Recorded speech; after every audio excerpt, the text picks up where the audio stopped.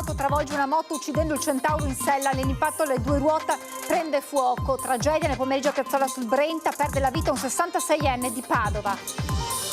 Infortunio mortale in una ditta di escavazioni a Montecchio Maggiore. Camionista urta con il tiro una trave che schiaccia la cabina di guida uccidendolo. Grazie all'ex guardia giurata che sparò e uccise il bandito in fuga, entro sera l'istanza di affidamento in prova al servizio sociale, la scarcerazione a giorni, la moglie Franca, Massimo non ci credeva. Folle inseguimento in autostrada a Vicenza, la polizia denuncia 3 giovani, uno di questi alla guida senza patente. Alunno delle elementari mangia l'insalata ma trova un insetto, scattano i controlli nella mensa della scuola Carraresi di Padova. La situazione a Gaza e l'attacco con i droni alle imbarcazioni della Global Sumud Flottiglia. Gli studenti sono scesi di nuovo in corteo lungo le strade di Padova. Un papa inatteso da Venezia a Treviso a Belluno, una mostra itinerante sulla vita e l'eredità spirituale di Albino Luciani. Buonasera e ben ritrovati con l'edizione regionale dei nostri telegiornali. In primo piano la tragedia che si è consumata nel tardo pomeriggio di oggi a Piazzola sul Brenta in provincia di Padova. È un incidente stradale, a perdere la vita un 60enne travolto da un'auto mentre viaggiava sulla sua moto.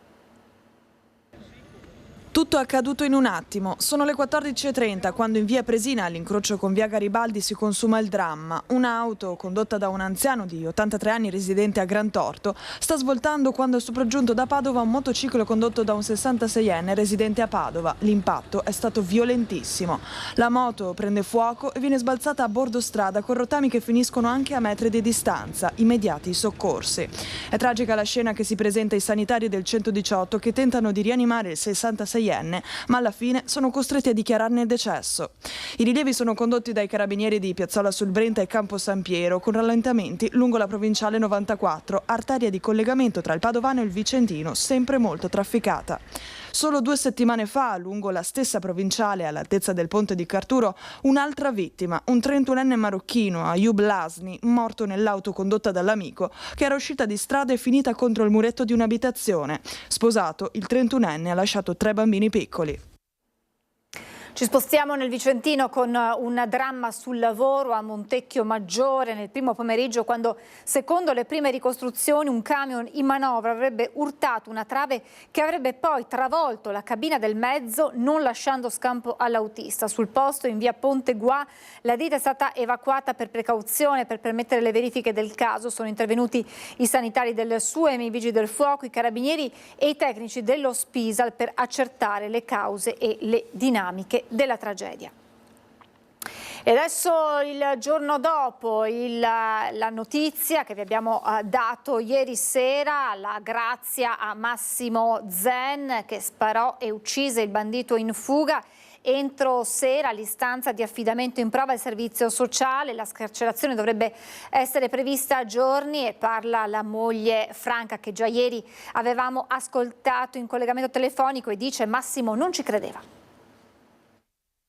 Mi sto prodigando già nella giornata di oggi per formulare al magistrato di sorveglianza di Verona un'applicazione provvisoria in via urgente dell'affidamento in prova ai servizi sociali. Io l'istanza conto di depositarla entro sera, la sto scrivendo. Auspico per Massimo Zen e per i suoi familiari che questa decisione possa intervenire il prima possibile. Si procederà ad urgenza per consentire all'ex guardia giurata di Cittadella, Massimo Zen, di uscire nel più breve tempo possibile dal carcere veronese di Montorio, dove è detenuto da oltre 2 anni per l'omicidio volontario nel 2017 a Barcon di Vedelago di Manuel Maior, ladro in fuga quella sera dai carabinieri insieme ai complici a bordo di un'auto che il vigilante tentò di bloccare mettendo la sua di traverso ed esplodendo 3 colpi, uno dei quali uccise il giostraio 36enne. La grazia parziale concessa dal Presidente della Repubblica Sergio Mattarella gli consentirà di beneficiare dell'eventuale applicazione della messa in prova al servizio sociale. Finalmente il signor Zen potrà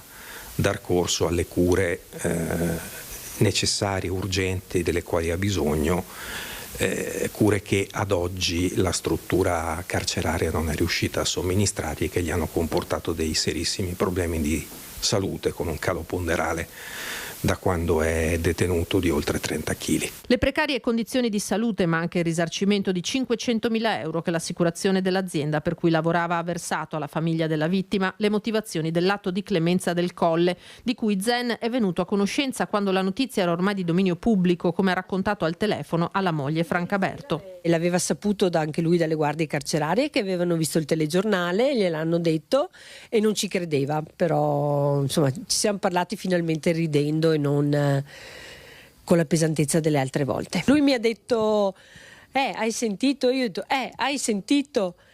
Gli fa sì, ma domani mi porti sulla biancheria, vero, quando vieni al colloquio? Cioè, quindi veramente non abbiamo neanche speso una parola. Eravamo increduli tutti e due. La notizia nel giorno dell'anniversario di matrimonio. Al colloquio settimanale sarà presente anche il figlio, una festa di famiglia, dice Franca, dopo la lunga sofferenza. Usciamo da un periodo veramente buio, abbiamo lottato, però è stata dura. Penso che ci abbia fortemente pesato e cambiato. Positivo o negativo? Per me è positivo. Ci ha insegnato a vivere ogni giorno appieno e a contornarci solo dei veri affetti, dice Franca, e a guardare in modo diverso la realtà al di là dei portoni delle carceri. A tutti noi può succedere in qualunque momento di finire in un baratro e quindi se mi sarà possibile penso continuerò a supportare questo mondo carcerario. Se non ci saranno imprevisti, Zen lascerà a breve la cella. La moglie non si fa prendere dalla fretta, ha la serenità di chi sa di aver finalmente davanti una discesa. Abbiamo tenuto duro per 826 giorni, terremo duro per un altro po'. Folle inseguimento in autostrada, siamo a Vicenza, la polizia denuncia 3 giovani. Scene da film con tanto di folle inseguimento in autostrada. Dopo un breve pedinamento in autostrada A4 iniziato al casello di Vicenza Est, gli uomini della squadra mobile, volendo controllare 3 persone ritenute sospette, hanno deciso di fermare prima del casello di Vicenza Ovest il veicolo per un controllo, ma il conducente, ignorando l'ALT, ha iniziato la fuga ad alta velocità in autostrada. Nonostante i dispositivi di emergenza acustici e visivi attivati dagli agenti, l'automobile è uscita dal casello di Montecchio ed è stata fermata subito dopo. Alla guida un giovane incensurato e senza patente di guida a seguito. I 2 passeggeri invece sono stati identificati in 2 giovani gravati da segnalazioni e precedenti di polizia per reati contro il patrimonio, la persona e resistenza pubblico ufficiale. Per tutti e 3 è stato emesso dal questore un foglio di via obbligatorio e sono stati indagati in stato di libertà per il reato di resistenza pubblico ufficiale. Scattano i controlli nella mensa della scuola Carraresi di Padova dopo che un alunno mangiando l'insalata ha trovato un insetto. Rabbia e sconcerto tra i genitori degli alunni della scuola primaria Carraresi di Padova. Martedì un bambino di terza elementare ha trovato un insetto vivo nell'insalata, segnalando subito il fatto. La referente mensa a quel punto ha attivato il protocollo previsto, ovvero ha ritirato tutti i piatti, ha sigillato l'insalata contaminata, messa in frigo e ha fatto segnalazione alla dietista del comune di Padova che tiene i contatti con la ditta che rifornisce la mensa scolastica, la Dussmann, che solo in questo plesso scolastico serve 180 bambini. La ditta è sicuramente vincitrice di un appalto. Io quello che ho consigliato ai genitori è di fare maggiori sopralluoghi, perché i genitori che sono stati nominati membri della commissione mensa possono anche quotidianamente fare gli assaggi e questo consente di avere un controllo diretto su ciò che viene servito ai figli. Cioè questa è l'arma che hanno a disposizione i genitori facendo le segnalazioni eventualmente di non adeguatezza, di non conformità, anche sul gradimento dei bambini in merito a quanto viene avanzato sui piatti. Poi la questione dell'appalto è una questione chiaramente che riguarda il comune. Nella stessa giornata è arrivata una seconda segnalazione dallo stesso istituto. Un'altra bambina avrebbe trovato un verme nella pasta al ragù, una segnalazione però non ancora verificata.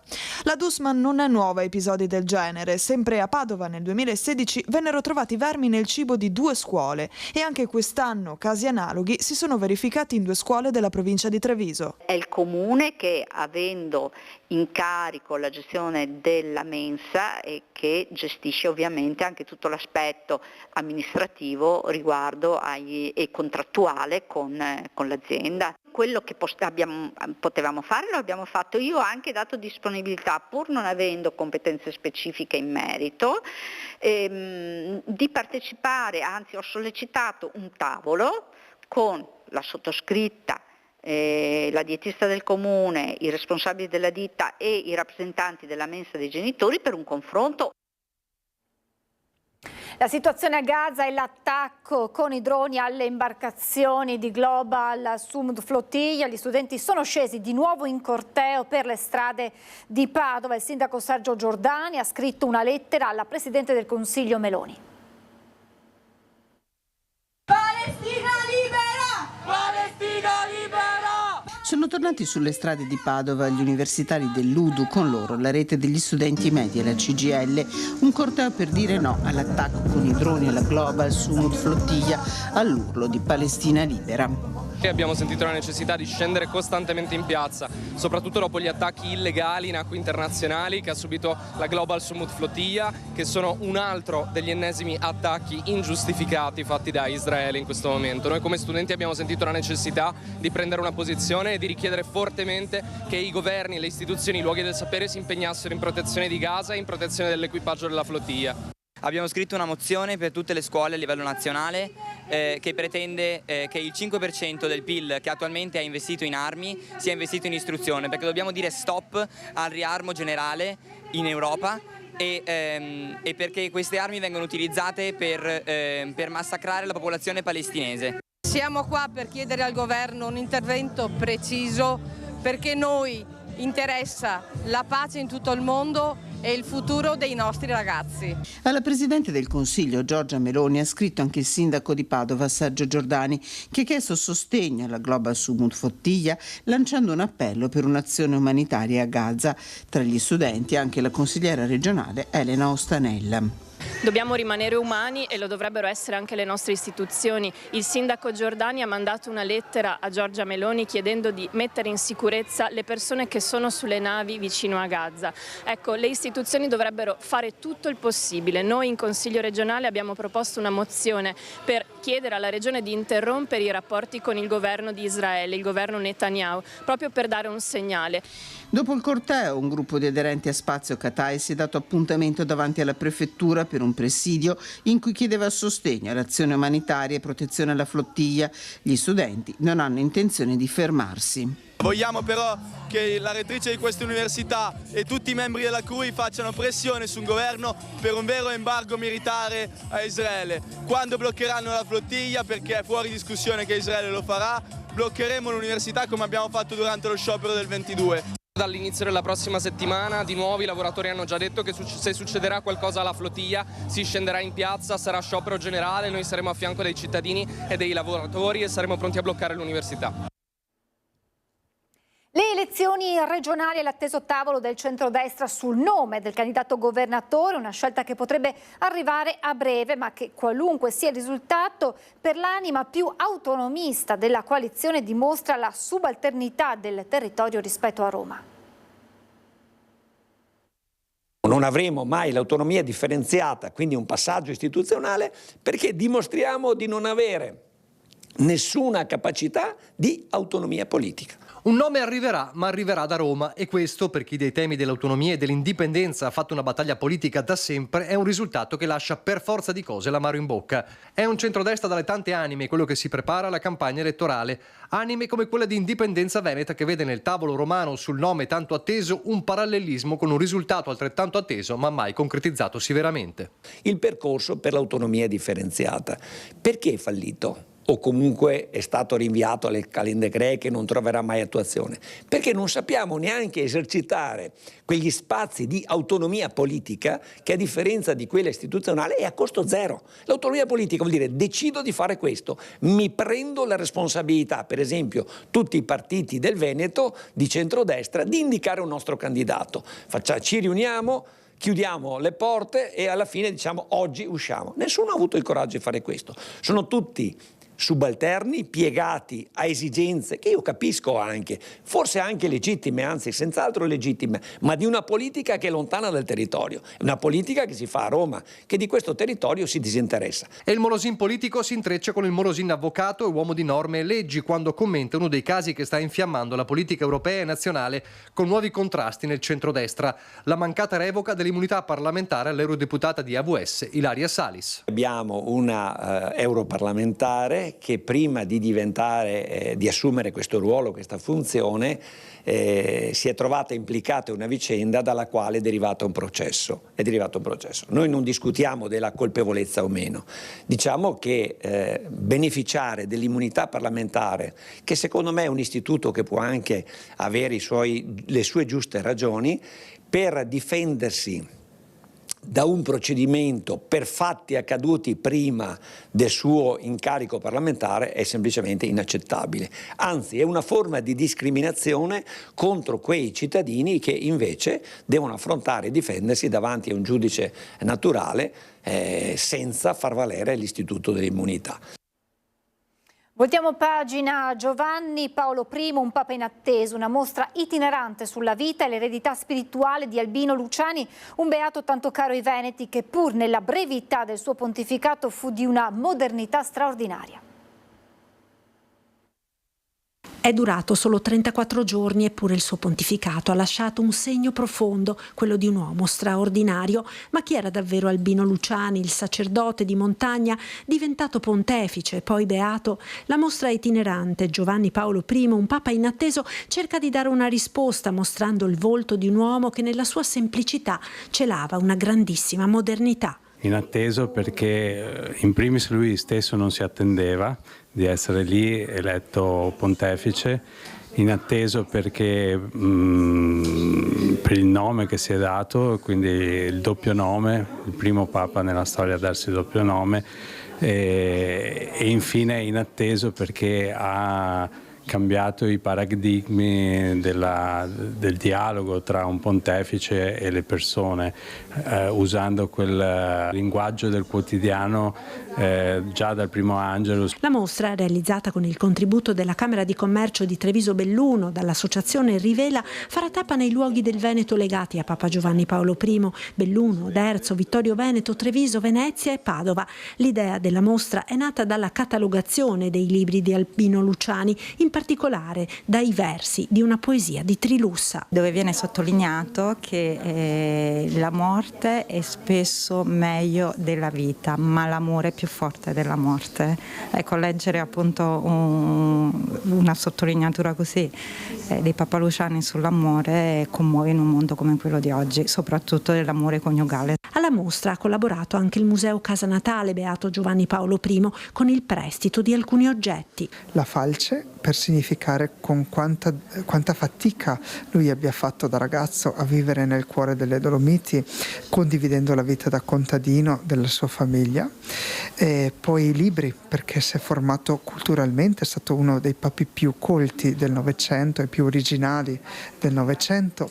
E poi la veste talare bianca papale, perché a significare che il suo pontificato è completo nonostante la sua brevità. Un uomo ed un papa straordinariamente moderno che pur nella brevità del suo pontificato avviò relazioni importanti per la pace. Oggi più che mai c'è bisogno di questa pace. Il suo pontificato è stato un riferimento per questo tentativo che non ha potuto continuare ovviamente per la brevità, ma che è stato un momento di grande speranza già nel 1978.